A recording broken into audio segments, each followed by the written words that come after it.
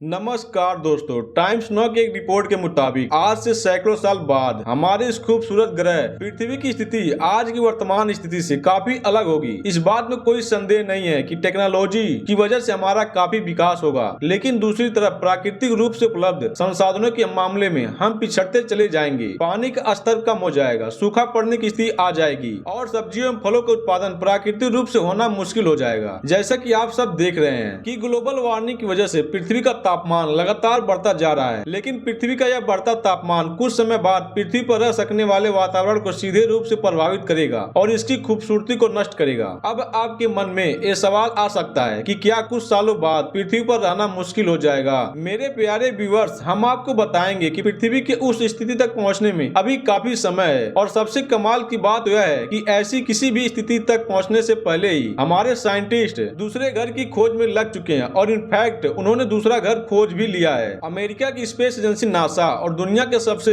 Revolution इंसान Elon Musk ने मिलकर मार्स पर इंसानों को बसाने का पूरा प्लान भी तैयार कर लिया है। लेकिन अब सबसे बड़ा सवाल यह है कि दूसरे घर के रूप में मार्स को ही क्यों चुना गया है? आखिर इंसान को मंगल ग्रह पर कैसे शिफ्ट किया जाएगा? और सबसे बड़ा सवाल तो यह है कि आखिर मंगल ग्रह की 100 डिग्री सेल्सियस से भी कम तापमान वाले वायुमंडल और अजीबोगरीब वातावरण में इंसान कैसे सर्वाइव कर पाएंगे? तो इन सभी जरूरी सवालों के जवाब जानने के लिए आपको इस वीडियो को अंत तक देखना होगा, क्योंकि आज की वीडियो हम मंगल ग्रह पर इंसान के बसाए जाने की पूरी प्लानिंग को डिटेल में समझाएंगे। तो आइए जानते हैं दोस्तों, इंसान को मंगल ग्रह पर बसाने के लिए की गई पूरी प्लानिंग को समझने से पहले हमें यह समझना होगा कि आखिर दूसरे घर के रूप में हमने मंगल ग्रह को ही क्यों चुना। देखिए, जैसा कि हम सब जानते हैं कि हमारा घर पृथ्वी सूरज से तीसरा सबसे नजदीकी ग्रह है। पृथ्वी की तुलना में बुध यानी कि मरकरी और शुक्र यानी कि वीनस सूरज के सबसे नजदीक ग्रह है। सूरज से नजदीक होने की वजह से इन ग्रहों की गर्मी इतना ज्यादा है कि इसे इंसान द्वारा बर्दाश्त कर पाना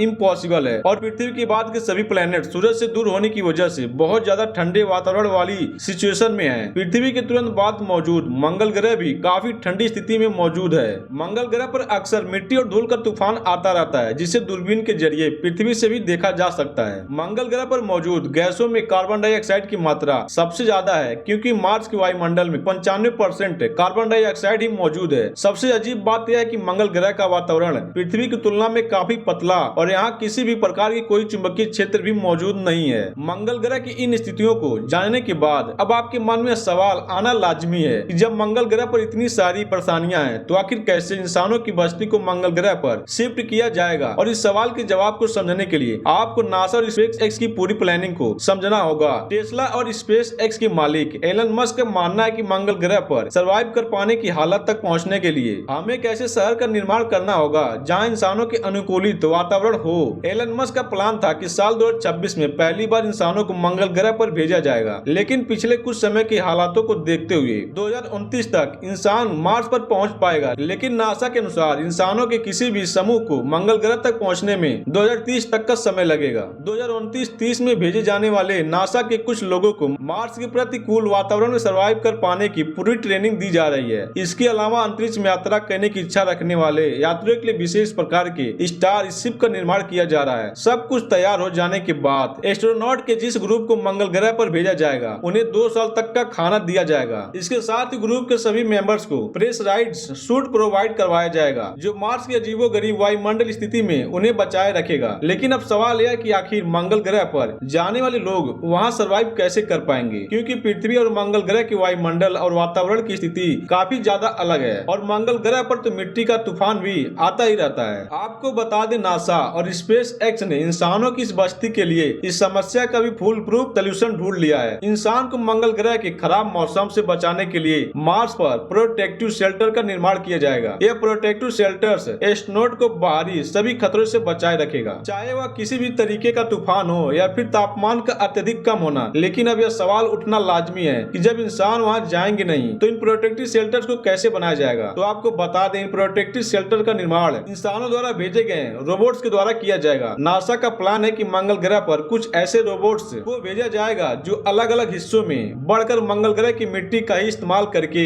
एक प्रोटेक्टिव शेल्टर का निर्माण करेंगे। जरूरत पड़ने पर रोबोट्स आपस में मिलकर भी काम कर सकते हैं। आपको बता दें, यह रोबोट्स इतने एडवांस होंगे कि इनमें सेंसर, कैमरा, 3D प्रिंटर्स और मिट्टी खोदने वाली मशीन भी लगी होगी। रोबोट्स में लगे इन सभी फीचर्स को धरती पर बैठकर आसानी से ऑब्जर्व किया जा सकेगा। जब इंसान को पहली बार मंगल ग्रह पर भेजा जाएगा तो उस समय यह रोबोट्स इंसान को उनको शेल्टर्स तक पहुंचने का काम करेंगे। इंसानों को धरती जैसे प्रेशराइज कंडीशन प्रोवाइड करवाने के लिए विशेष प्रकार की कैबिज इंसानों के पहले समूह को मार्स पर भेजने के बाद सब्जियों के उत्पादन पर ध्यान दिया जाएगा। वैज्ञानिकों के अनुसार शुरुआती समय में मंगल ग्रह पर तो केवल आलू और बीन्स ही उगाया जा सकता है, लेकिन इसके जरिए मार्स पर ऑक्सीजन का एक सोर्स तो विकसित हो पाएगा। ऑक्सीजन का यह सोर्स जरूरत से कम होगा, लेकिन इंसानों के द्वारा एक शुरुआत होगी। 2021 में भेजा गया परसिवरेंस रोवर पहले से यह काम कर रहा है। आपको बता दें, परसिवरेंस रोवर में मॉक्सी यानी एक Mars oxygen and resources utilization experiment नाम का एक डिवाइस लगाया गया है। मैक्सी नाम का डिवाइस मार्स की कार्बन डाइऑक्साइड को यूज करके उससे ऑक्सीजन बनाता है, लेकिन समस्या है कि ऑक्सीजन बनाने की इस प्रक्रिया के लिए मैक्सी को बहुत ज्यादा ऊर्जा की जरूरत होती है, क्योंकि मॉक्सी द्वारा मार्स पर मौजूद कार्बन डाइऑक्साइड को पंप करके उसे प्रेशराइज किया जाता है। उसके बाद कार्बन डाइऑक्साइड को एक इलेक्ट्रोलाइट क्योंकि मॉक्सी द्वारा मार्स पर मौजूद कार्बन डाइऑक्साइड को पंप करके उसे प्रेशराइज किया जाता है। उसके बाद कार्बन डाइऑक्साइड को एक इलेक्ट्रोलाइजर में डालकर उसे 800 डिग्री सेल्सियस के तापमान पर गर्म किया जाता है, जिसकी वजह से कार्बन डाइऑक्साइड में से ऑक्सीजन को निकाला जाता है। इस पूरी प्रक्रिया में बहुत ज्यादा ऊर्जा खर्च होने की वजह से खुद नासा इसका इस्तेमाल कभी कभार करता है। आपको जान के हैरानी होगी कि मॉक्सी ने अब तक सिर्फ 102 से 122 ग्राम ऑक्सीजन ही बनाया है, जो किसी इंसान को केवल 32 घंटे तक ही जिंदा रख सकता है। अगर ऐसा ही चलता रहा तो मंगल ग्रह पर ऑक्सीजन की आपूर्ति कर पाना इम्पॉसिबल हो जाएगा। और बिल्कुल इसी समस्या के समाधान के लिए साइंटिस्ट एक ऐसी फ्यूचर टेक्नोलॉजी पर काम कर रहे हैं, जिसके जरिए मंगल ग्रह पर मौजूद कार्बन डाइऑक्साइड में वाइब्रेशन पैदा करके उसे ऑक्सीजन को अलग किया जाएगा। और अगर यह टेक्नोलॉजी विकसित हो गई तब तो मंगल ग्रह पर ऑक्सीजन की जरूरत की भरपाई की जा सकेगी। इन सभी जरूरत को पूरा करने के बावजूद इंसानों की बस्ती के